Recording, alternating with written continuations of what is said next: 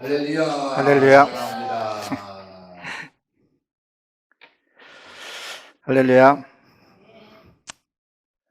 하나님이 저와 여러분들을 많이 사랑하고 축복해 주신 줄로 압니다. 하나님이 이런 시간을 예배와 찬양을 드릴 때 얼마나 하나님이 기뻐하실까 생각하면 더 감사한 것 같아요. 오늘도 제가 여기 올 때 설레임으로 왔어요. 제 아내가 말씀 전하기 전에 특성을 불러주고 그런 생각하고 우리 또 원장님 목사님 뵙고 또 우리 이영희 목사님 뵙고 이렇게 뵙는다는 것이 이렇다면 얼마나 축복인가. 같은 24시간을 누구에게 주어졌지만 그 24시간을 어떻게 쓰냐. 제가 이게 모든 목사님들이 마찬가지지만 이 시간에게 말씀을 선포하기 위해서 기도하고 말씀 보고 또 자료 찾아보는 것, 이것 또한도 축복이고 또 여기 자리에서 이 말씀, 귀한 말씀을 선포한다는 것은 하나님의 더없이 큰 축복인 줄로 저는 믿습니다. 92세 된 그 유대인의 골드 슈타인이라는 분이 있는데, 이 유대인이 이분이 폴란드에서 있다가 세계 2차 대전 때 그 유대인이라는 이유로 그 나라에서 쫓겨갑니다. 어디래요? 독일로 가게 됩니다. 독일 하면 우리가 잘 알다시피 세계 2차 대전 때 아우슈비츠라는 그 포로 수용소에 끌려가서 참 비참한 생활을 하게 됩니다. 그래서 이 골드슈타인이라는 사람이 하나님께 절절하게 기도를 해요. 하나님이 우리를 택한 그 선민이 맞습니까? 얼마나 간절하게 기도했겠어요. 그랬더니 하나님이 응답이 왔어요. 그래, 내가 너를 택했단다. 그러니까 이 92세 된 노인이 이렇게 하나님께 또 기도했답니다. 하나님, 그러면 나를 그냥, 우리 민족을 그냥 내버려 두세요. 얼마나 고통스러우면 그거를 했겠어요. 근데 나이가 92세인데 그냥 우리 민족, 그냥 우리 멋대로 살게 놔두세요. 안 믿는 백성이 더 잘 사는 것을 보고 얼마나 힘들었을까 그런 생각을 하면서 어떻게 이런 일이 또 있을 수 있었을까. 그러나 제가 지난번에 왔을 때 그 폴리갑이라는 사람을 소개해 주셨었죠. 155년 2월 23일 토요일 날 그분이 화형에 처해서 순교를 당했었어요. 서문학교에서 진짜 예수를 믿고 내 앞에서 많은 그 성도들이 죽어가는 것을 보면서도 부인을 안 한 거죠. 근데 거기에 있는 티투스라는 그 황제가 이 폴리갑에게 말을 했죠. 당신이 내게 주라고만 한 번만 해주면 너는 내 옆에서 호의호식을 누리게 될 것이다. 그러나 이 폴리갑이 말했죠. 주님은 나를 위해서 한 번도 부인한 적이 없는데 어떻게 내가 당신을 주라고 하고 내가 예수님을 부인할 수 있겠습니까? 나는 그렇게 할 수 없습니다. 자기가 화형에 처해 있을 것을 뻔히 알면서 산채로 화형을 당했었죠. 일단 두 분이 너무 대조되지 않습니까? 저 역시도 이 폴리갑이라는 사람을 그 길을 가고자 결단하고 또 이 자리에 제가 섰습니다. 참 그 믿음이, 그러니까 성령이 내게 붙들어 주지 아니하면 92세에 예수를 부인하게 되게 되지만 성령이 나와 함께 한다 그러면 그 어떤 고통도 이겨낼 수 있다고 봅니다. 사실 저도 지금 우리나라가 대치국가에 있지만 적과 통일돼서 내가 신분이 노출이 돼서 나를 죽이려고 하게 되면 너 예수 부인하면 내가 살려줄게 그러면 나는 백발백중 부인할 것 같아요. 내 처자식이 내 앞에서 나를 죽인다고 해서 난 부인할 수밖에 없을 것 같아요. 그러나 성령이 나와 함께 하게 되면 이길 수 있는 힘과 능력을 줄 줄로 저는 믿습니다. 그 성령님이 있기 때문에 저가 오늘 또 이 자리에 쓸 수 있었다는 거죠. 이 믿음을 참 지키는 것이 되게 중요하죠. 오늘 본문의 말씀을 보게 되면 뭐라고 기록이 되어 있습니까? 9절에 보면 이스라엘의 이 기브가의 부정한 그 자손들 위해 싸우는 것이 일어나겠느냐 이런 얘기했는데 이 기브가라는 곳을 지나고 나면 하나님의 은혜와 성령 충만함이 있어야 되는데 온유와 사랑이 있어야 했는데 그러지 않고 뭐가 있냐는 거예요. 지금 싸움이 있다는 것을 얘기를 하죠. 이 기브가는 우리가 잘 알다시피 이게 작은 언덕이라는 뜻을 갖고 있어요. 작은 언덕이 내가 믿음이 내 안에 들어왔으면 내 안에 하나님 성령이 내 안에 계시면 뭐가 없어야 돼요. 육의 속성이 없어야 되는데 이게 지금 같이 공존하고 있는 것을 보게 됩니다. 우리가 잘 다른 이 기브아는 사울이 고향이기도 했죠. 그래서 사무엘상 10장에 보게 되면 앞에 이렇게 이제 쭉 역사들을 일으키면서 무슨 사건이 일어납니까? 사울이 밭을 매러 가다가 성령의 감동을 받아서 그 소를 찢어서 하나님께 감동을 받아서 뭐를 했어요? 그 블레셋 사람들을 다 물리치고 왕의 자리에 오르게 된 것을 보게 됐죠. 그러면 이 사울이 왕이 됐으면 그 하나님의 은혜를 받았으면 그것을 잘 지키고 누려했어야 되는데 그렇게 하지 못한 것을 어디에서 보게 되냐면 사무엘 어디죠? 16장에 보게 되면 15장에 보게 되면 거기에 보면 이렇게 기록이 되어 15장 34절에 보게 되면 이렇게 기록이 되어 있습니다. 이에 사무엘이 마라로 가고 사울은 사울의 기브와 자기 집으로 돌아가니라 그렇게 얘기를 합니다. 근데 35절부터 보게 되면 하나님이 어떻게 했다 그래요? 사울을 왕으로 세운 것을 후회했더라 그렇게 기록이 되어 있습니다. 그럼 무엇을 얘기를 하냐는 거예요. 우리가 하나님의 은혜 받는 거 참 쉽지 않죠. 아무나 하나님을 구하고 하나님을 찾지는 않습니다. 그러나 그 하나님을 내가 은혜를 받고는 그 지키는 것이 얼마나 소중한 건가. 사울이 제1대 이스라엘이 왕이었잖아요. 그런데 하나님이 그 세운 것을 후회했다 그랬었어요. 그 은혜를 많이 받고 사울이 잘못한 것들이 딱 몇 가지만 꽂아보게 되면 이스라엘은 예수님이 오시기 전에는 처음에 꿈으로 하나님을 만나줬고 해석을 하게 해줬었죠. 근데 그것도 지금 존재 않았었고 그리고 또 어디요? 흉패에 그 불림으로 빛으로 하나님이 예비한 것이 있었어요. 근데 사울은 그것도 없었어요. 또 선지자를 통해서 어떻게 해요? 선지자를 통해서 하나님의 지시를 받고 예언을 받았는데 사무엘이 죽고 나서 어떻게 했어요? 접신 들린 여인을 보냈다가 다시 불러서 사울의 신을 불러서 또 예언하려고 했던 것들, 그런 죄들을 범했다는 거죠.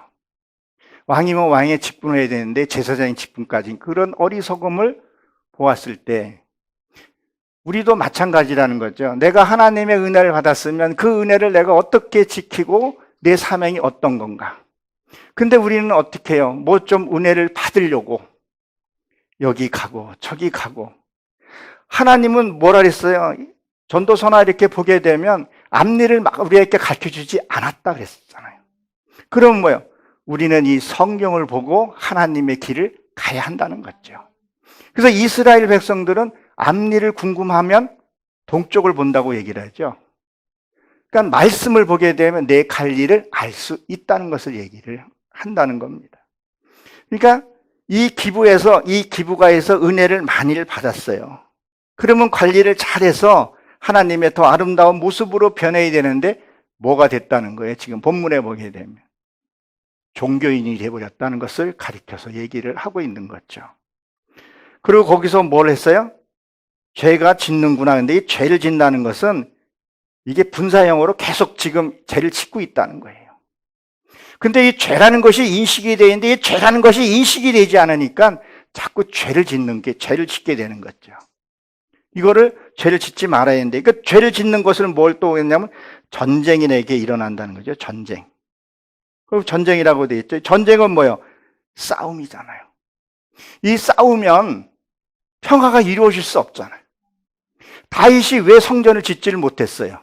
피를 흘렸기 때문에, 전쟁을 했기 때문에 성전을 짓지 못했다는 거죠. 우리가 이 전쟁도 여러 가지 전쟁이 있지만 이 먹고 사는 식량 전쟁이 앞으로 일어난다고 하지 않습니까? 제가 어느 날, 제가 재래시장을 좀 좋아해요. 이제 재래시장을 이렇게 걸어가는데 나이 드신 분이 이렇게 뭘 좀 집에서 뭘 했는지 그걸 파는 모습을 보고, 그래서 내가 물어봐서 할머니 연세가 어떻게 이런 거 하세요? 그랬더니 먹고 살려고 하지. 먹고 살려고 하지. 먹고 살려고 어떻게 보면 자기와의 전쟁하는 모습.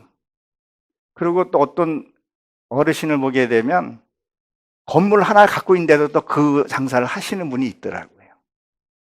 그래서 내 안에 이 전쟁이 끝나야 평화가 있어야 되는데 그것이 평화가 이루어지지 않으면 내 안에 전쟁이 계속되면 싸우는 거죠.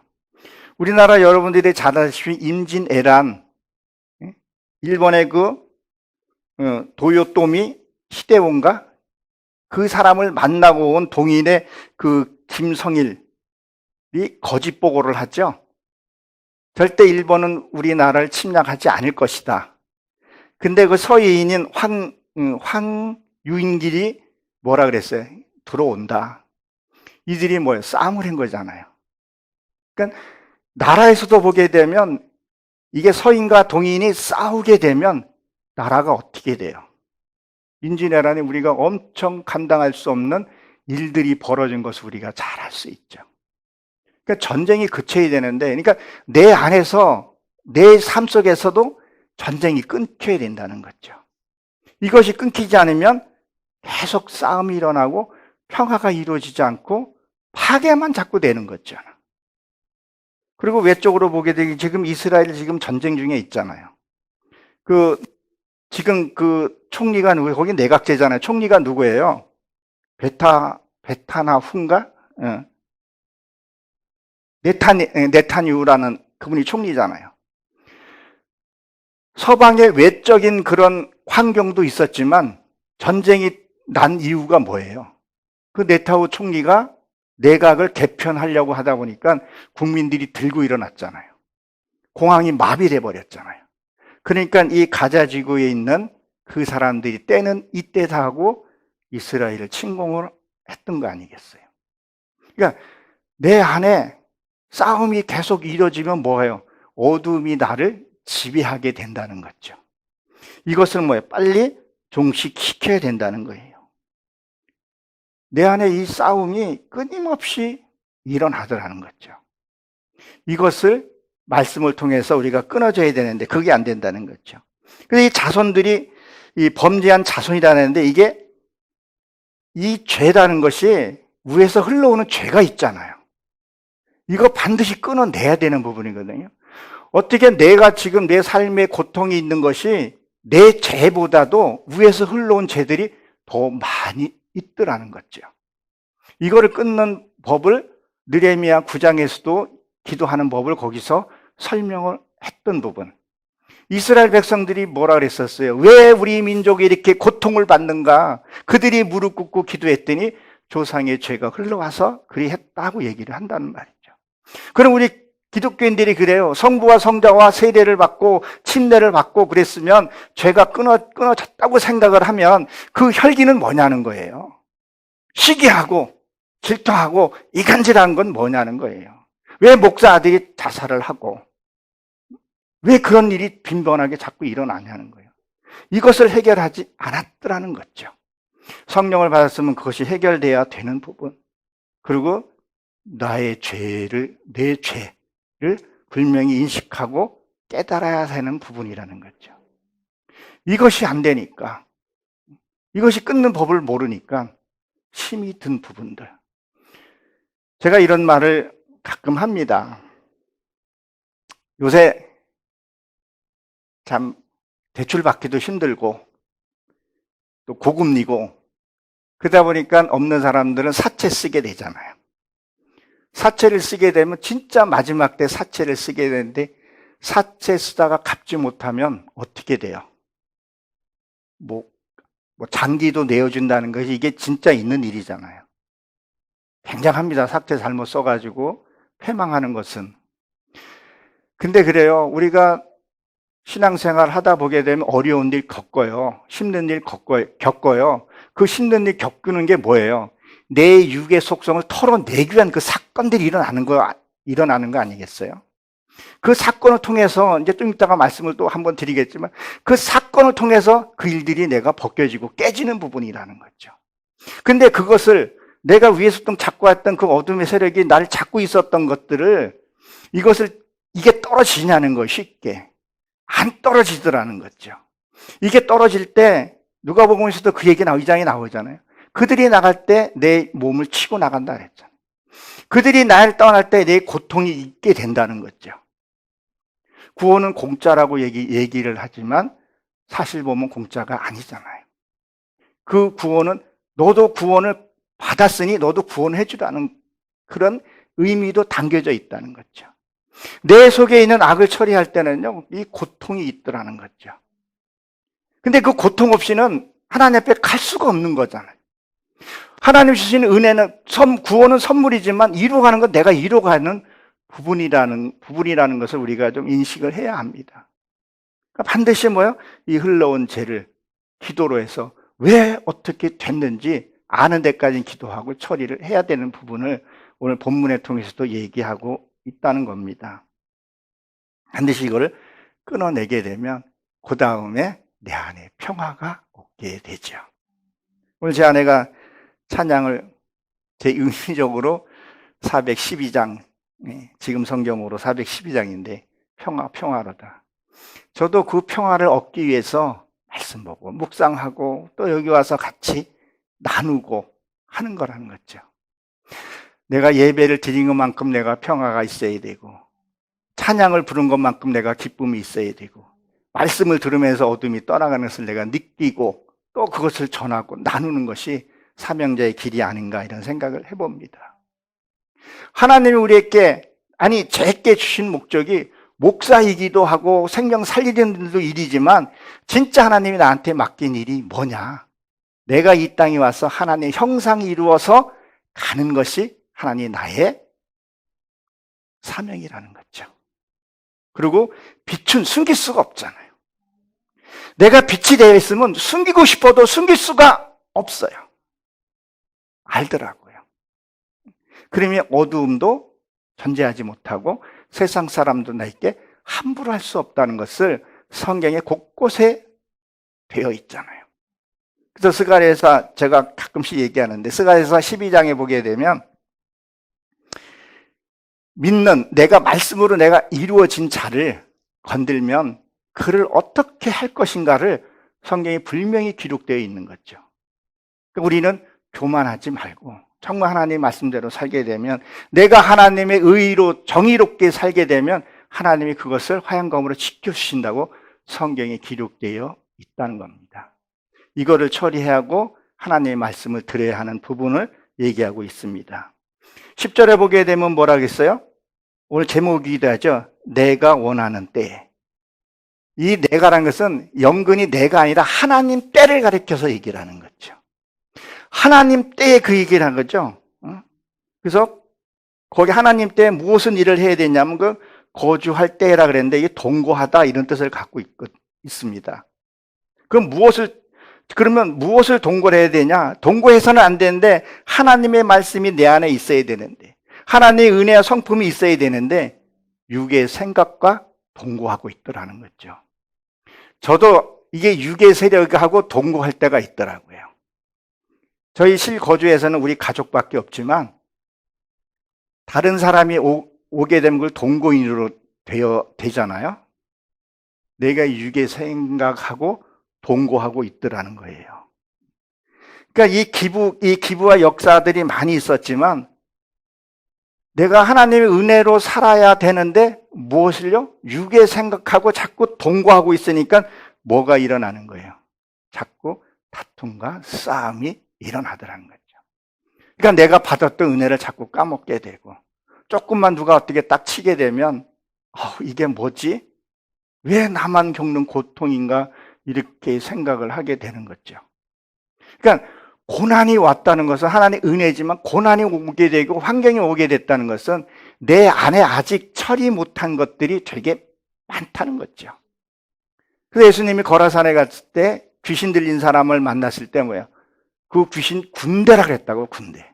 그러니까 내 속에 하나 두 개가 있는 것이 아니라 미움도 군대잖아요.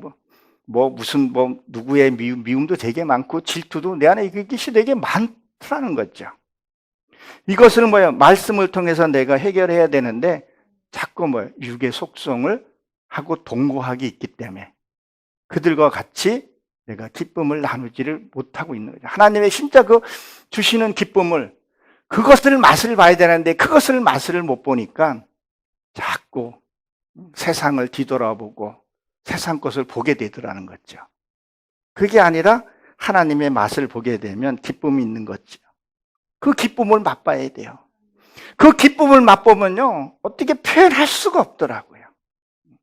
누가 무슨 말을 하더라도 그냥 감사가 있는데, 이제 육의 소리를 딱 들려지게 되면 그때부터 내 꼬라지가 말이 아니에요, 보면.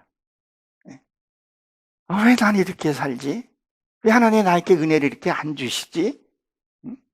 나도 진짜 더 많이 하고 싶은데 왜 그럴까? 근데 하나님 은혜 받고 나면 내가 처리할 것이 많고, 내 하나님이 많은 사람을 택했지만 연근이 너만이라도 온전히 서서 오라는 거예요. 여러분들이 말씀을 들을 때 그 말씀이 온전히 세워져서 오라는 거예요. 육의 것 철저히 벗어버리고 하나님의 형상으로 이루어서 가야 된다는 거죠. 우리는 빈손으로 왔다 빈손으로 간다고 얘기를 하죠. 근데 천국은 빈손으로 온다 할지라도 하나님의 형상을 이루어서 가야 합니다. 하나님이 날 알아볼 수 있을 만큼의 변화돼서 가야 한다는 거죠. 그것을 오늘 얘기를 하고 있습니다. 그러니까 뭐예요? 하나님 때가 뭐예요? 징계하리니 그랬는데 이 결박이라는 뜻을 같이 갖고 있습니다. 묵다, 결박하다 그랬는데 육의 속성과 뭐야? 함께 해서는 안 되는데, 이게 육의 속성을, 이 동거인들을 뭐예요? 제거시켜야 되는데 이 방법은 기도밖에 없더라는 거죠. 정말 한번 붙들고 기도 한번 해봐야 돼요. 스가랴서 12장에 있는 말씀처럼 독자 잃은 심정으로 그 기도했을 때 거기에 골짜기에서 님몬 골짜기에 죄가 쫙 벌어진다는 뜻을 갖고 있잖아요. 석류가 이렇게 벌어듯이 죄가, 이게 죄구나. 이게 죄였구나, 이게. 바깥에 내가 아는 척하고 뭐 해서 아는 것이 아니라 그 오바댜에서도 그 죄가 이 안에 있는 교만, 모르면서 아는 척하고 그런 어떤 자기 스스로를 하는 것, 그 죄를 드러나야 된다는 거죠. 이게 정말 죄였구나. 이게 정말 죄였구나. 그래서 스가랴서가 기도하고 나서 그 다음에 다윗의 그 며느리까지 회개를 다 하잖아요. 다 회개 다 하고 나서 마지막 절에 그 후에 하나님이 기름 부어주고 축복을 쓸 때 온전한 축복이라는 거죠. 축복, 우리는 축복이란 많이 하잖아요. 저도 축복 많이 받고 싶어요. 근데 이게 축복은 하나님의 음성을 온전히 들려지는 것이 축복이라고 생각을 합니다. 그리고 하나님 앞에 완전히 내가 무릎 꿇는 게 축복이라고 생각합니다. 그 축복이 최고라고 생각을 해요. 그러면 그 나머지는 세상의 부귀와 영화는 그냥 보너스로 주는데 우리는 보너스에 매달려 있더라는 거죠. 그래서 이 결박한 것을 풀어달라고. 이 육하고, 이 육의 속성하고 자꾸 되어 있는 거. 저도 가다 보면 자꾸 육의 속성이 끌려가더라고요. 요한복음 21장 18절에 보게 되면 젊었을 때는 네 마음대로 살았지만 이제 주님을 만나면 주님 이끈 대로 가야 한다는 거죠. 저도 오늘 집회를 오면서 참 감사한 게 불러줘서 너무 감사하고 쓸 수 있어서 너무 감사하고, 제가 여기 오고 싶어서 사실 기도도 좀 했었어요. 근데 마침 우리 이영희 목사님 전화를 받으니까 왜 이렇게 기쁜지. 그 기쁨이 있으니까 내가 이 육의 속성이 떠나간다 그럴까? 이 동고했던 것들이 사라진 느낌이 드는 거예요. 왜 그런 생각을 제가 했냐면, 올해 스케줄이 하나도 없는 거예요. 그래서 벼 있어서, 이게 끊어지니까 좀 그렇더라고요. 그리고 또 내가 또 간다기도 그렇고 그래서 올해는 내가 불러주는 곳만 이제 가겠다 그랬는데 아침에 이제 전화가 와가지고 아주 너무 기뻤어요. 잠깐 아내하고도 잠깐 뭔 일이 있었는데 그냥 좋아서 물도 먹고 했던 기억이 납니다. 근데 하나님 진짜 이끄는 대로 나도 가고 싶다는 생각을 가져봤습니다. 저거 보니까 목사님들 뵙고 그러니까 너무 감사해요. 아까 고건노 목사님이 안에 계신지 모르고 여기서 돼지 한 세네 마리 잡았네요. 좀 쉬셔야 되는데 그래도 감사하더라고요. 내가 여기 가서 내가 찬양 한번 부를 수 있고 연습할 수 있고 그것이 감사하더라고요. 그러니까 아까 여기서 딱 나오는데 미안함도 갖고 있었지만 감사한 거예요. 나한테 이런 걸 또 주셔서 감사하다. 근데 여기 오면 완전히 말씀 속에 있으니까 세상 생각에 내가 받아들이지 않으니까 감사했던 것 같습니다. 그래서 이 만민이 모인다는 것은 이 모여서라는 이 말이 제거하다 이런 뜻을 갖고 있거든요. 그러니까 내가 육의 속성을 계속 제거해야 돼. 이게 우리가 세수 한 번만 하는 것이 계속 하듯이 좀만 틈만 있으면 얘들은 들어와서 나를 이끌어 가더라고요. 그리고 그들 앞에 무릎을 자꾸 꿇게 하더라고요. 우리가 일상생활에서 우리는 저 보이는 절에 가서 우리가 무릎 꿇지는 않잖아요. 근데 가끔 가다 할 때 있잖아요. 어떤 잡생각이 들어왔어요. 쓸데없는 생각이 들어왔어요. 그러면 내가 잡생각을 하고 화를 내고 혈기 내면 그 우상 있게 무릎을 꿇은 거야, 안 꿇은 거예요? 꿇은 거더라고요, 그게. 그걸 알게 되면 절대 그걸 해서 하지를 않게 되더라는 거죠. 그런 어떤 내가 혈기가 올라왔을 때, 육에 나하고 동거하고 있는 그 육이 나한테 속삭일 때, 주여 하나님, 내 육의 속성이 또 올라왔사오니 하나님 육의 속성을 받아주시고 하나님 평화를 내게 주시옵소서. 이 기도를 해야 된다는 거죠. 근데 하나님께 올릴 때 산채로 올린 게 없잖아요. 다 각을 떠야 된다는 거죠. 철저하게 나를 죽이고 그리고 하나님 받아줄 때까지 기도하고 나면 내 안에 평화가 오게 되면 말 단어 하나하나가 바뀌어지고 교정해 가게 된다는 거죠. 그래서 이것 제거해달라고 기도를 해야 합니다. 하나님 때가 언제인가를 분별할 줄 알아야 되는 거죠. 그거는 말씀 보고 기도하는 것밖엔 다른 방법이 없더라고요. 그래서 우리가 이 기도도 보게 되면 하나의 재물이거든요. 기도를 얼마만큼 쌓냐에 따라서 그 능력도 나타난다고 봅니다. 기도를 작게 하고 기도가 약하면 그냥 외부에 세력이 없으면 세력이 들어오면 그대로 당하게 되잖아요. 근데 내가 기도의 재물이 쌓게 되면 주여 한마디면 될 수 있다는 거죠. 우리 신체에서도 보게 되면 백혈구, 적혈구가 있잖아요. 백혈구가 많으면 그 적혈구가 들어오는데 이길 수 있는 힘이 있더라는 거죠. 기도와 말씀으로 무장되어 있으면 능히 이기고도 남지 않습니까? 그것이 베드로 후서 2장 19절에 보게 되면 진자가 이긴 자를 섬기리라 그랬단 말이에요. 내가 말씀으로 내가 승리하게 되고 이기게 되면 이 내 안에 있는 이 육의 세력이 뭐를 해요? 옷을 갈아입고 적군을 향해서도 싸우더라는 거죠. 내가 이 생각이 하나님의 생각으로 바뀌게 되면 이 변하지 않는까지 그것을 따라가게 돼서 어두움같이 대적해서 이기게 된다는 거죠. 그래서 우리가 기도를 많이 해야 하는 이유가 여기에 있는 거죠. 삶 자체가 그냥 기도가 돼서 이 생각 자체가 기도가 되어 있어야 되는 것을 기억해야 합니다. 그래서 이 두 가지라고 되어 있는데 이게 반복하다 이런 뜻을 갖고 있습니다. 내가 변할 때까지 반복해서 기도하고 내가 행동으로 나갈 때까지 말씀 보고 그걸 해야 된다는 거죠. 말씀 보고 기도하고 행해야 합니다. 육의 속성이 무너질 때까지. 그래서 여리고성도 도는 것이 육의 속성이 무너질 때까지 해야 된다는 거예요. 근데 항시 뭐요? 법궤를 메고 가야 한다는 것을 우리가 기억을 해야 합니다. 여리고성의 마지막 날에 나팔을 불었잖아요. 그 나팔은 뭘 의미합니까? 소리를 멀리 전달할 수 있죠. 그래, 멀리 소리를 전달할 수 있는 건 멀리서 들을 수도 있다는 거죠. 근데 이 나팔 소리를 정확하게 들어야 된다는 거죠. 공격했는데 후퇴를 한다든가, 또 전진했는데 후진한다, 이렇게 해서는 안 되잖아요. 말씀을 봐야지만이 하나님이 가라 하는 건지 쓰라는 건지 알아야 된다는 거죠. 근데 이 나팔 소리를 어디요? 내 안에서도 들을 수 있게, 내 영이 내 육의 세력에 막혀 있는 게 있잖아요. 이 막혀 있는 것이 뚫어달라고 기도해야 된다는 거죠. 그래야 하나님의 소리를 듣게 되고, 들으면서 믿음이 난다 그랬으니까 그 하나님의 소리를, 영의 소리를 들어야 된다는 거예요.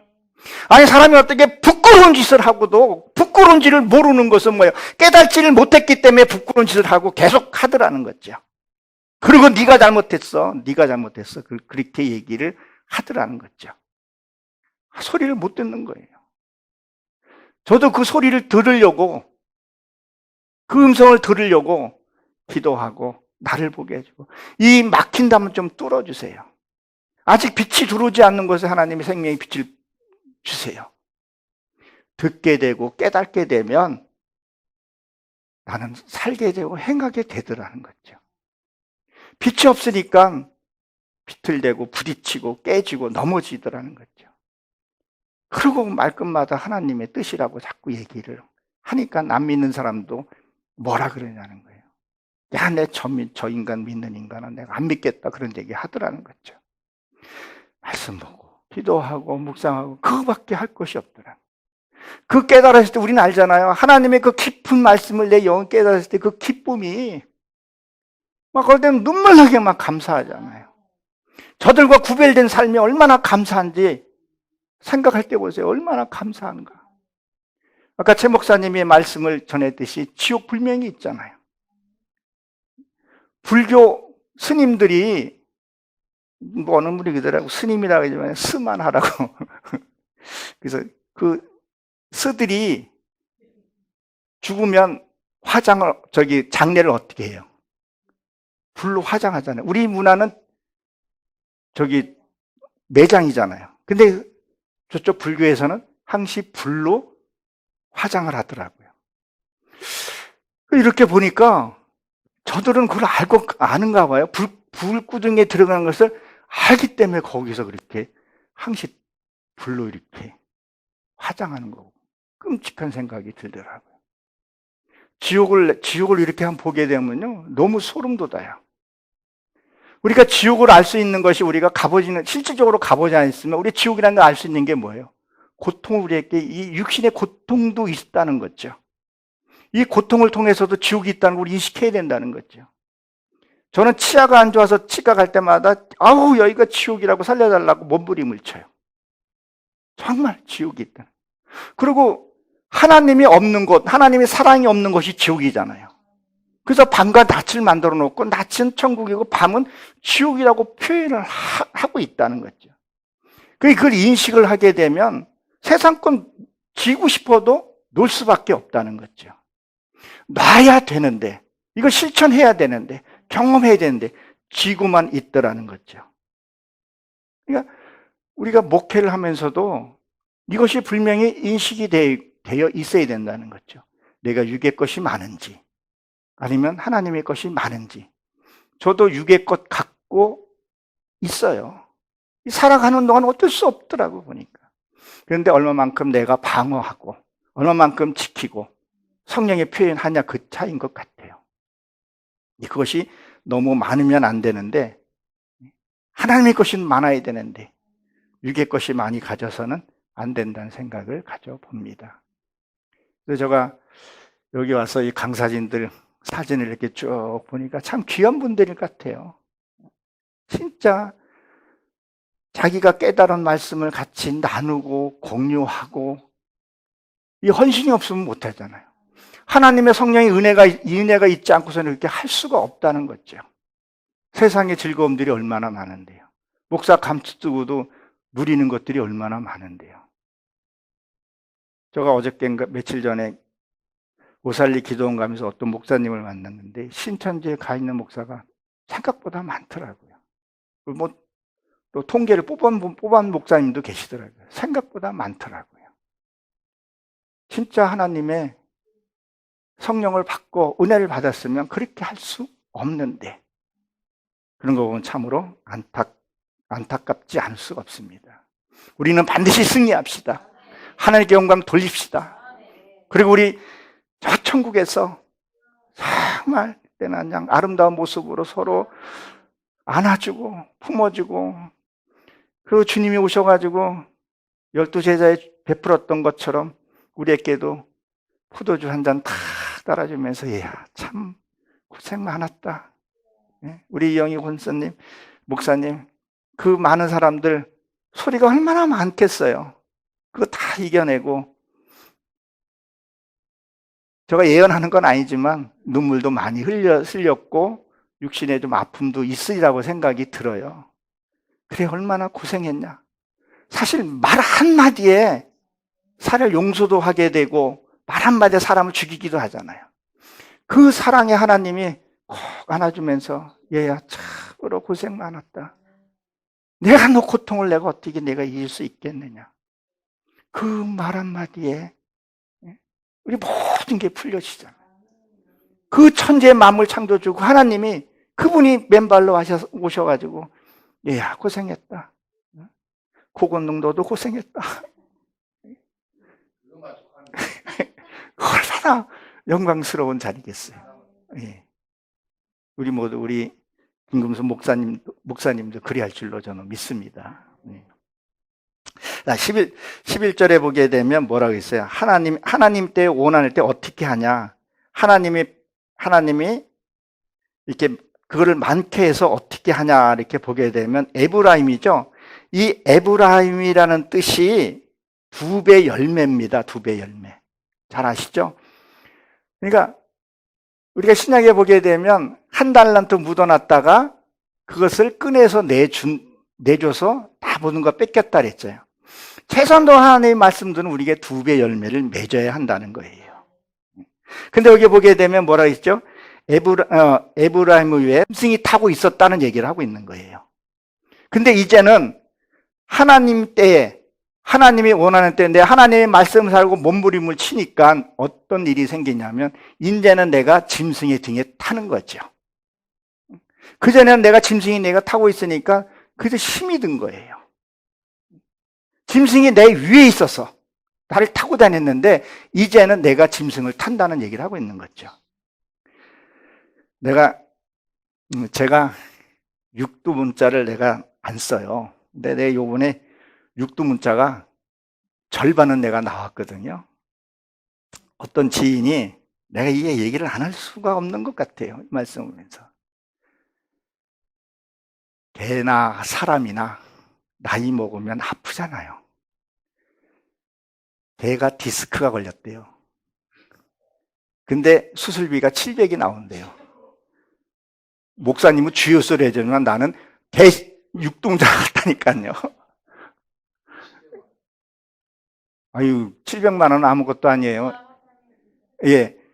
개가 이렇게 죽잖아요. 죽기 전에 정자를 채취해서 냉동에 놨다가 죽고 난 다음에 그걸 복제하는데 1억 든대요. 요번에 그 지상파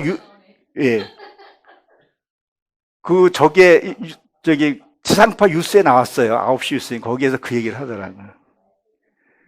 그러니, 나도 뭐 저 개 까진 거. 와, 이게 700 임플란트 해주고 걔는 보험이 안 되잖아요. 걔 임플란트 해줘요. 예. 그게, 이게 내가 목사지만 그게 육두문자가 안 나오겠어요? 막 이렇게. 예. 아무리 우리나라가 복지가 잘 돼 있다 할지라도 그래도 배고픈 사람이 있고 추위에 떠는 사람도 있고, 그러니까 이게 오히려 많이 가정 그 자체가 죄가 되더라 수가 있다는 거죠. 그전에는 제 어렸을 때는요, 걔가 디스크도 몰랐고요, 그저 복날 되면 그저 된장하고 같이 누워 있었어요. 응? 예. 그리고 개 장수했다는 소리 내가 못 들어봤어요. 예. 아니, 근데 요새는 개가 상전이잖아요. 그러니까 이 짐승이 타고 있는 거예요, 보면. 근데 그거를, 이제 말하면 안 되는데요. 얼마 전에 제 아내랑 같이 이제 전 배드민턴을 가끔씩 쳐요. 근데 개 한 마리가, 개예요, 개. 반려동물이라 그러는데, 개 새끼인지 개 엄마인지는 모르겠어요. 개 새끼는 여기 아니죠, 그죠? 새끼 같아요. 개 새끼 보고 개 새끼 소리죠. 그런데 걔가 패션을 쇼를 하고 가는 거예요. 신발 신고 알록다섯 옷을 입고 귀에다 뭐 달고 그러니까 한 지극히 연세 드신 어르신 이렇게 좀 두 분이서 이렇게 좀 외로움을 좀 나누나 봐요. 그러니까 지나가서 들으라고 하시는 것 같아요. 아우, 나는 저 개반도 못해. 그러니까 할머니가 했더니, 아유, 뭘 그러냐고. 저거 봐. 아유, 저 개새끼 좀 봐. 자꾸 그러는 거니까, 좀 멀쩡하게 그 개 끌고 가시는 그분이 서둘러서 가더라고요. 가끔 가다가 저가 그런 소리를 들어요. 개를 너무 이렇게 끌고 가니까 자전거 타고 가다가 육두무자 하고 지나가요. 줌마 하고 이렇게 자전거 타고 가요. 또 많은 사람들이 그 자전거 타는 사람 볼 거 아니에요. 난 자전거 사람을 본 게 아니라 그 개를 봤어요. 걔가 신발도 이렇게 차곡차곡 이렇게 신고 걸어가는 거 보니까 비쌀 것 같아요. 그 유모차, 그러니까 요새는, 모욕하고 호텔 쓰고로 보세요. 그러니까 개가 상전인 거예요. 왜 다시 이렇게 돌아가는지를 모르겠어요. 근데 거기에 내면에 보게 되면 사람들 간에 너무 왕래와 대화가 없다는 거예요. 제 지인 중에 60평 아파트면 크죠? 부부하고 아이 하나가 살아요. 방이 3-4개는 돼요. 거실도 크고. 근데 부부가 대화가 별로 없어요. 그리고 어떤 부부도 한 50평, 60평에서 살아요. 따로따로 자요. 밥도 따로 먹고. 그러니까 그 개한테 쏟고, 그 개보다, 자기 남편, 배우자보다도 개를 더 이렇게 하는 것 같아요. 좀 평수 좀 줄이고. 저희는 우리 가족 살고 이렇게 사는데 그냥 방이 고만고만해요. 그러니까 싸워도 그냥 고만에 싸워요. 어디 갈 데가 별로 없어요. 그리고 사람이 정을 나누고 이렇게 되는데 그게 안 되더라는 거죠. 그러니까 뭐 사건 터지면 죽이니 살리니 교감이 없어요. 개한테도 뭐 교감이 있다 그래요. 잠깐 기쁨을 주지만 개는 개일 뿐이라는 거죠. 제가 여기 오다가 보면 누룽이 2마리가 바깥에 있잖아요. 하나 보기 좋아요. 개를 절대 학대하라는 건 아니에요. 개는 바깥에서 주인 지켜주고 지켜준 대가로 먹고 이렇게 공존해 가야 되는데 이게 털단의 짐승이 집으로 자꾸 들어오더라는 거죠. 이것이 뭐라고 얘기를 하고 있는 거예요. 에브라임이 등에 사람을 태우고, 그전에는 내가 짐승을 태우고 다녔는데 얼마나 무겁겠어요. 사랑과 교제하고 같이 깊이 내가 상처도 얘기하고, 우리가 기도해서 해결받는 거 있지만 기도가 아니라 상대 간에 대화하면서 해결되는 부분이 반드시 있다는 거죠. 그 통로들은 다 막혀져 있다는 거죠. 그러니까 요새 뭐 AI 기능을 갖고 있니?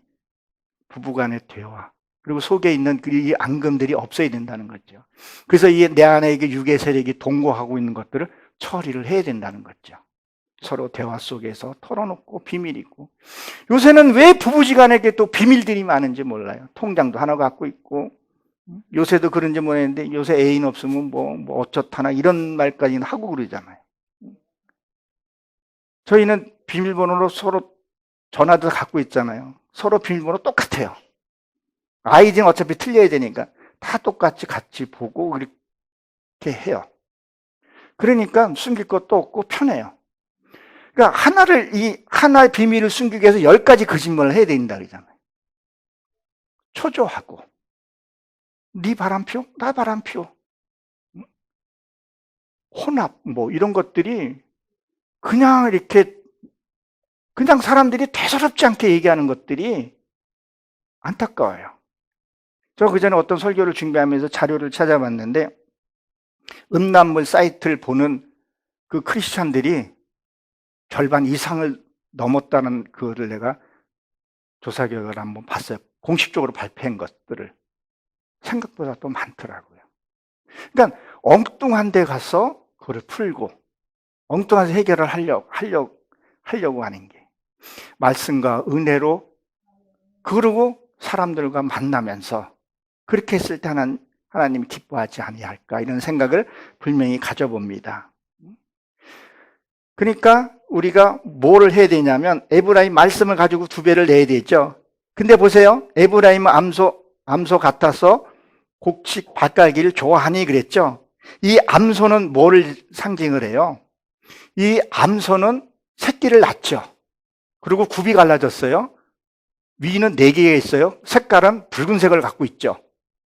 그러니까 내가 말씀을 되새김질을 하면, 말씀을 반복해서 보게 되면 선과 악이, 옳고 그름이 구별된다는 거죠. 죄와 의를 알게 된다는 얘기를 하는 거죠. 붉은 것은 내가 육의 속성이 죽은 것을 표현을 한다는 거죠. 그리고 새끼를 낳는다는 거예요.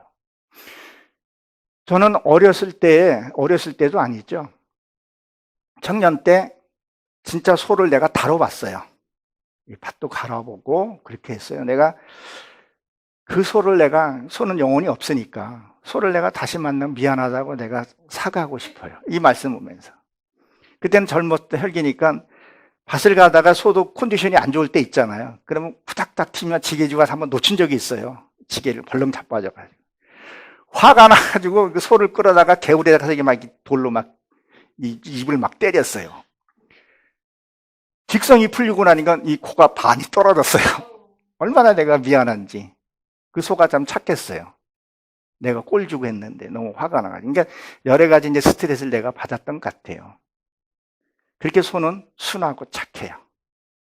미안해요. 그 소를 내가 만날 수 있으면 미안하다고 한번 이렇게 품어주고 싶은데 그럴 수는 없는데, 소는 그렇게 우직하고 착했어요. 그리고 숫소를 쓰지를 않았어요. 숫소 쓰면요 큰일 나요.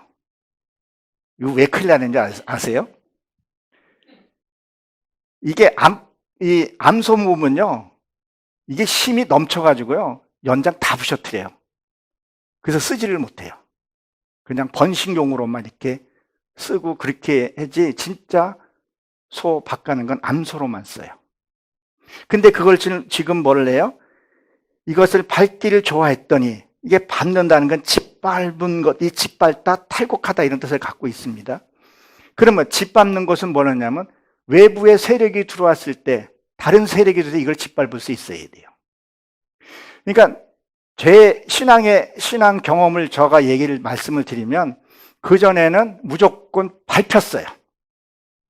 선한 것은 악한 것이 구별 못해 그냥 밟혔어요. 저 새끼 그러면 아이고 잘못했습니다. 예수 믿는 거 그러면 내가 아이고 미안합니다. 이렇게만 했었어요. 그게 옳은 줄 알고, 그게 또 맞았었고, 그 당시에는. 이제 내가 하나님의 성품을 이루고 나니까 잘못된 생각이 들어오면 내가 밟을 수 있어야 되더라고요. 무조건 밟힌다고 해서 그게 되는 것이 아니더라고요. 아닌 것은 아니라고 말을 해야 되더라고요. 그리고 뭐요? 탈곡이라고 했는데, 탈곡은 뭐예요? 곡식이 익었을 때잖아요. 그것을 깨트려야 된다는 거죠. 부딪혀야 된다는 거죠. 피한다고 되는 것이 아니더라고요. 무조건 잘못했다고 되는 것이 아니더라는 거죠. 그러니까 내가 2배 열매를 맺게 되면 뭐예요? 이것을 내가 밟을 것은 밟고 탈곡할 것은 탈곡해야 된다는 거죠. 이 탈곡은 이걸 깨기 위해서는 반드시 뭐가 필요해요? 절구가 필요하고 도리깨가 필요하잖아요. 그 도리깨를 통해서 누군가가 내게 바른 말을 해줬을 때 당신 말이 맞다고 인정할 줄 알아야 된다는 거죠. 근데 이걸 바른 말을 해줘도 이게 인정을 하지는 않는다는 거죠. 내가 저 사람을 진짜 진심 어리게 도와주고 싶은데 그 사람이 받아주지 않으면 할 수가 없잖아요. 요새는 누가 이렇게 권면하기 쉽지 않잖아요. 그럼 말씀을 통해서 권면해 주는 거. 얼마나 이 성경 하나하나가 다 내게 주신 다 말씀이잖아요. 채찍들이 너무 많잖아요. 그럼 하나님의 끝에는 해피엔딩으로 다 축복이라는 거죠. 이것들을 내가 받아들이고 할 수 있어야 된다는 것을 얘기를 합니다. 그래서 짓밟기를 좋아했더니 뭐냐면 이것이 아름다운 것은 토부예요. 토부는 뭐냐면 선한 거, 행복. 여기에 하나님이 주신 복이 다 들어가 있더라고요. 그 네가 짓밟히고 했던 것들을 축복을 해주신다는 거죠. 돈과 명예 필요한 만큼 주고 그리고 그것을 물질을 줬을 때 다스릴 수 있는 그 권리까지 주더라는 거예요. 하나님이 너에게 축복을 줬는데 너에게 모든 권세를 줬는데 잘못 쓰니까 사울이 그렇게 된 것처럼 기드온이 처음에는 잘 지내다가 나중에 첩까지 두는 것을 우리가 성경에서 많이 보잖아요. 그거를 내가 완전히 다스리고 소화시킬 수가 있어야 된다는 거죠. 그렇지 않으면 그 잘못받은 복은요 패망의 길로 갈 수밖에 없다는 것을 성경에서는 분명히 기록하고 있습니다. 그리고 뭐죠? 에브라임은 이제 짐승을 탔으니까 2배 열매를 내고 그 다음에 뭐라 그러죠? 유다는 밭을 갈고 그랬었어요. 그러니까 유다는 밭을 간다는 게 유다는 찬양이죠. 이 밭 가는 게 참 쉽지 않아요. 허리 굽혀가지고 이렇게 갈고 저희 강원도였어요. 강원도 이렇게 좀 산이 비탈이 좀 져가지고 항시 2마리로 이스라엘도 2마리로 속하는 걸로 알고 있거든요. 그러니까 율법과 복음으로 갈아야 돼요. 우리가 이게 묵은 바탕을 가르라 그러잖아요. 내 이 마음 바탕에서 갈아야 된다는 거예요. 그럼 무엇을 마음 바탕이냐는 거예요. 내가 그 전에 들었던 말씀이 올 때 이게 굳어져 버리더라고요. 그러니까 말씀을 듣는 거 습관적으로 들을 수가 있더라는 거죠. 오늘 최 목사님이 말씀하는 것을 내가 다시 들으면서 언제나 말씀 들으면서 겸허하게 받아들이려고 해요. 내가 들었던 것이 옳다고 한 것들이 이게 2번째, 3번째 들으면 잘못된 것들이 보여요. 이것을 뭐요? 갈아야 된다는 거죠. 이게 갈지 않으면 내가 변함이 없는 것을 얘기를 하는 거죠.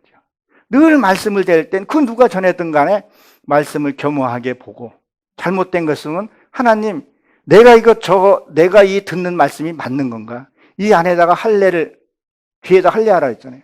하나님 내 안에다 파수꾼을 세우시셔서 말씀을 잘못된 것은 바로잡게 해주셔서 그래서 내가 행할 때까지 하나님 붙들어 달라고 기도할 수 있어야 된다는 거죠. 그래서 이것을 갈아야 한다는 거죠. 무엇으로요? 찬양하면서 기쁨으로. 아유 힘들어 그러면 힘든 일이 생기잖아요. 왜 힘들다는 소리를 하나님이 하지 말라 그랬고 그 부정적인 말을 하지 말아야 돼요. 힘들면 힘든 일이 자꾸 오게 되거든요. 혈기 내면 혈기영이 자꾸 들어오게 되더라는 거죠. 그걸 불러들이게 된다는 거죠. 감사합니다. 그러면 이 동거하는 육의 세력이 떠나게 되더라는 거죠. 이게 없어야 하나님의 소리가 들을 수 있다는 것을 여러분 기억하시기 바랍니다. 그 다음에 야곱은 흙덩이를 깨트리고 그랬는데 이것은 썰해질하다 이런 뜻을 갖고 있어요. 오늘로 보게 되면. 그리고 땅을 갈다 이런 뜻을 갖고 있습니다. 썰해질 혹시 아세요? 저는 그 농사를 진짜 져봤다니까요. 이렇게 돼가지고 밭을 먼저 간 다음에 썰해질을 해요. 그럼 썰해질할 때 뭐가 필요해요? 반드시 물이 있어야 돼요. 그러니까 우리가 무엇을 했을 때 뭐냐면 말씀을 가지고 말씀이 상황 그때 속에서 그 말씀이 내한테 있어야 된다는 거죠. 그래서 그 썰해질할 때 흙덩이가 깨져 나가야 돼요. 내가 갖고 있던 그 고정관념, 내가 처음에 들었던 그 율법적인 것들, 이것이 말씀을 통해서 흐물흐물 깨져야 된다는 거죠. 그래야 거기에다가 새로운 것을 심을 수 있다는 것을 얘기를 합니다. 그럼 뭐 이제부터 새로운 곡식을 심을 때가 됐다는 거죠. 다른 말로 표현하면 새로운 말씀이 이제 들을 때가 가까워졌다는 것을 얘기를 합니다. 제가 이 말씀들을 듣고 깨닫고 하면서 제 경험이니까 절대 자랑은 아닙니다. 가정사를 조금 얘기하면 우리 딸이 어렸을 때부터 제가 유치원 다닐 때 뭘 가르쳤냐면 국문 수학인가 그거를 가르친 적이 있었어요. 신문 스크랩하고 신문 읽는 것도 제가 어렸을 때 신문도 읽고 했어요. 지하철 타고 이렇게 보면 애가 신문 읽는 거 보면 너 신문 볼 줄 아니? 지나가는 사람들이 그러면 씩 웃고 단 해석은 못 하더라도 그냥 문맥 이런 것들을 알고 그러니까. 이제 우리 아이가 이제 나이라 그러면 뭐하지만 이제 20살이 넘고다 보니까 내가 뭘 하다가 발음이 부정확하게 나오잖아요. 아빠 그거 틀렸잖아. 어휴. 처음에 이게 막 올라와요. 저게 컸다고.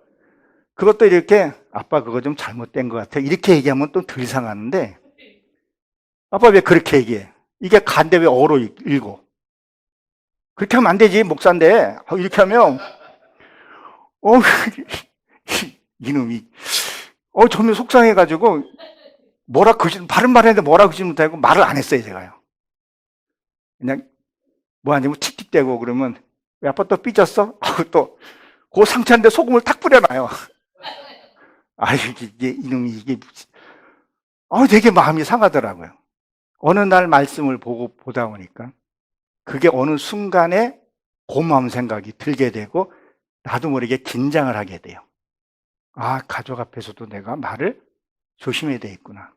집에서 새하는 바가지 나가서도 셀 수 있으니까. 그래서 가능한 날 똑바로 읽으려고 그래요. 저도 지금 취미 좀 말하면서도 똑바로 말하려고 애를 써요. 우리 딸이 모니터도 해주고 설교할 때 끝나서 얘기를 좀 해줘요. 아빠 그거 이렇게 잘못됐잖아. 왜 그렇게 얘기를 해? 아빠 글씨 하나 잘못하면 저기 내용이 문장이 다 바뀔 수 있어. 근데 요새는 그 말을 내가 받아들이려고 해요. 이것이 뭐냐? 흙덩이를 깨트리라는 거죠. 근데 그 말을 사람들이 바른 말을 해주는 사람 말을 안 들으려고 그래요. 자기가 최고라고 생각을 하기 때문에 그렇다는 거죠. 나 외에는 다른 사람의 말을 들으려고 하지 않는 거죠. 내 말이 최고야. 내 설교가 최고야. 저도 그런 생각을 가질 때가 있었다니까요. 근데 그게 아니더라고요. 나보다 높은 분도 있고 분명히 낮은 분들도 있어요. 그러나 그분들의 그 열정과 그것을 놓쳐서는 안 되고, 그리고 바른 말을 해주는 것이 쉬운 거예요? 쉽지 않아요? 쉽지 않아요, 바른 말을 해주는 것들이. 근데 그 바른 말 해줄 수 있는 사람이 얼마나 고마워요. 그런 사람이 내 옆에 있어야 되고 그걸 들을 수 있어야지만이 이 흙덩이를 깨트리게 된다는 거죠. 그래야 새로운 곡식을 심게 되고 또 새로운 열매를 맺을 수 있다는 겁니다. 그래서 하나님의 원하는 때를 우리가 만들어야 한다는 거죠. 그 만드는 것이 뭐냐는 거예요. 육의 속성을 첫째는 제거해달라고 기도를 해야 된다는 거죠. 내가 들은 것이 내 것이 옳다고 하는 것이 아니라 나이 먹으면 고집이 자꾸 세진다 그러잖아요. 그 고집이 좀 빠지고, 저희 아이하고 저하고 40년 차이거든요. 세대 차이가 엄청나요. 근데 요 놈이 2, 3년 후배한테 세대 차이 느낀다고 얘기를 해요.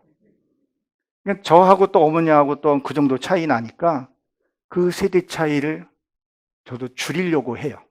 그래서 아이가 하는 거는 아주 잘못하지 않은 것은 잔소리 안 해요. 지가 알아서 일 다 해요. 근데 그런 것들을 배우면서 내가 익히면서 흙덩이를 깨트리고 하니까 화합이 되고. 여러분들 한번 생각을 한번 해보세요. 내가 누구에게 권면을 했어요. 이 권면하고 월권행위는 다르잖아요. 근데 그분이 진짜 진심 어리게 받아주고 그게 되면 그 사람하고 오랫동안 지속적으로 관계를 가질 수 있고 좋게 된다는 거죠. 그러기 위해서 내가 육의 속성을 제거를 해야 된다는 거죠. 이 동거하는 것들을 제거해달라고 하나님께 기도를 울부짖며 기도해야 된다는 거죠. 이거 내가 할 수 있으면 뭐하러 내가 예수를 믿어요. 내 말이 법이면 내가 하죠. 내가 할 수 없는 것. 그리고 그동안에 은혜 받았고 내가 약해진 것. 분명히 약해진 게 있거든요. 첫사랑을 회복시켜야 되는데 회복 못된 것들이 있단 말이에요. 처음에 내가 은혜 받을 때 그렇게 좋았던 것들이 그 은혜가 사라지고 희한하게 변질된 것. 내 속에도 있다는 거죠. 그걸 해야 된다는 거죠. 그리고 하나님의 성품으로 강하게 해달라고. 이것을 하나님께 기도하고 하나님 때 이루어지게 되면 하나님 우리에게 긍휼함을 심어주시고 그 다음에 진짜 내가 빛이 되게 되면 그냥 가면 되잖아요. 빛이 되어 있는데 가면 되는데 내가 빛이 되지 않으면 가면 두려움이 오게 되고 겁이 나더라는 거죠. 저도 요번에 일이 참 어떻게 보면 속을 뻔했어요. 모든 환경과 모든 것을 좋은 육으로 생각하면 좋은 조건이었는데 저나 아내나 그게 좀 불안한 거예요. 성령이 원하지 않던 일을 하면서 육의 세력이 내가 동거하는 것들이 얼마나 휘젓고 다녔는지 밥도 잘 안 넘어가고 잠도 안 넘어가고 입술도 부러치고 입술 지금 났어요. 하나님 이제는 죽여주시옵소서. 주께서 원하는 삶을 살겠습니다. 정말 하나님 내가 한번 믿어봐야지. 하나님이 너 들고 있는 게 뭐냐? 모세에게 물어봤을 때 모세가 뭐라 그랬었어요?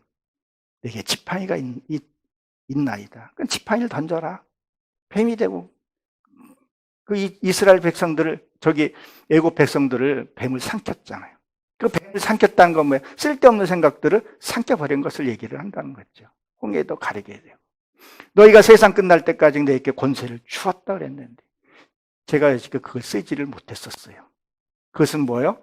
내 안에 짐승이 내 등에 타고 있었기 때문에 이제는 내가 짐승을 다룰 수 있어야 돼요.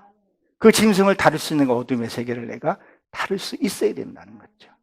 그래서 제가 지금 우리 딸이 일본 가 있거든요. 여행 언어 하운다 그래서 하나님 내게 불 붙여준 그 천사들 영을 우리 딸에게 보내셔서 명령하는 거죠. 그 아이랑 같이 병행하고 지키고 돌아오라고. 그 천사들을 우리가 이제 다스릴 수 있는 천사를 우리가 다스릴 수 있어야 된다는 거죠. 그 영역에 들어가셔서 정말 이 신년 축복 성회가 계속 이어지고 있는데 여기 방석교회가 하나님의 더 큰 은혜와 섭리 가운데 있기를 주의 이름으로 축원합니다. 축원합니다. 잠시 기도